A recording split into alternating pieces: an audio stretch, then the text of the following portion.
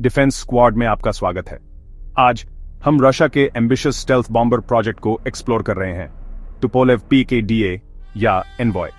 Ageing 295 और Tu-160 bombers को replace करने के लिए डिजाइन किया गया। PKDA का एम रशिया की लॉन्ग रेंज स्ट्राइक पावर को मॉडर्न एयर डिफेंसेस में पेनिट्रेट करने का है। अपने सुपरसोनिक प्रेडिसेसर्स के उलट PKDA स्टेल्थ, रेंज और पेलोड पर फोकस करता है, स्पीड से ज्यादा लो ऑब्जर्वेबिलिटी को प्रायोरिटी देता है।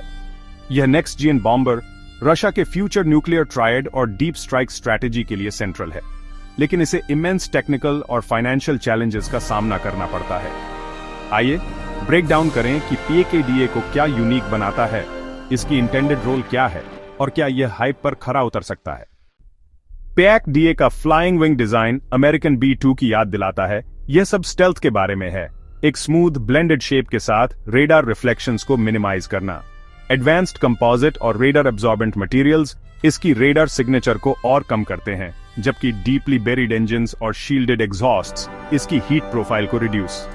State of the art avionics, जिसमें ESA रेडार और इलेक्ट्रॉनिक वॉरफेयर स्वीट्स शामिल हैं, इसे डिटेक्शन से बचने और एनिमी डिफेंसेस को जैम करने में मदद करेंगे।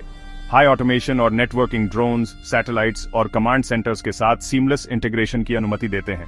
हालांकि फ्लाइंग विंग्स एरोडायनामिकली अनस्टेबल होते हैं, जिसके लिए sophisticated fly by wire systems की जरूरत होती है। रशिया के लिए एक इंजीनियरिंग चैलेंज। इन टेक्नोलॉजीज में महारत हासिल करना PKDA के लिए स्काई में एक सच्चा गोस्ट बनने के लिए क्रूशल है।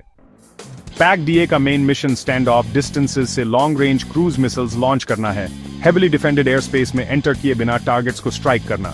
15,000 किलोमीटर तक की एस्टिमेटेड रेंज और 30 टन पेलोड के साथ यह रशिया के डीप अंदर से वर्ल्ड वाइड टारगेट्स को थ्रेटन कर सकता है। इसके आर्सनल में एडवांस्ड क्रूज और हाइपरसोनिक मिसाइल्स शामिल हो सकते हैं, जिससे एनिमी रिएक्शन टाइम ड्रास्टिकली कम हो जाएगा।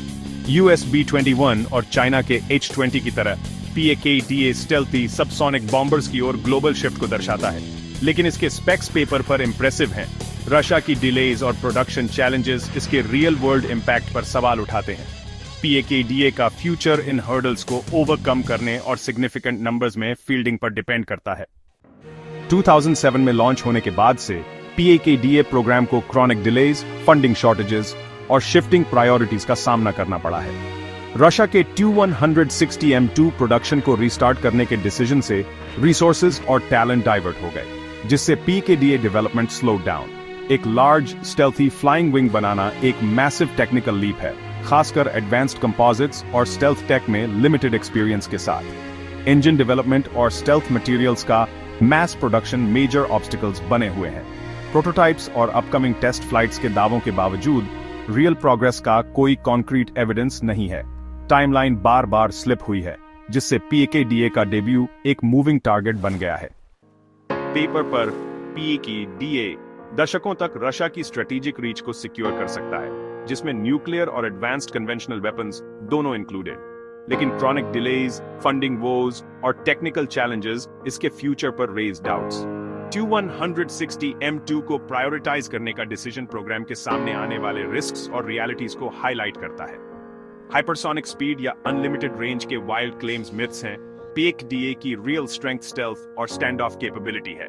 इसकी सक्सेस रशिया की इकोनॉमिक और जियोपॉलिटिकल स्ट्रेन के तहत एक कॉम्प्लेक्स, कॉस्टली प्रोजेक्ट डिलीवर करने की एबिलिटी पर डिपेंड करती है। PKDA एक गेम चेंजिंग डिटरेंट बन सकता है, या एक डिस्टेंट ड्रीम बना रह सकता है, जो ज्यादा प्रैक्टिकल ऑल्टरनेटिव से ओवरशैडोड हो। अभी के लिए ये एक मैराथन है, स्प्रिंट नहीं, और केवल समय ही बताएगा कि क्या रशिया फिनिश लाइन पार कर सकता है।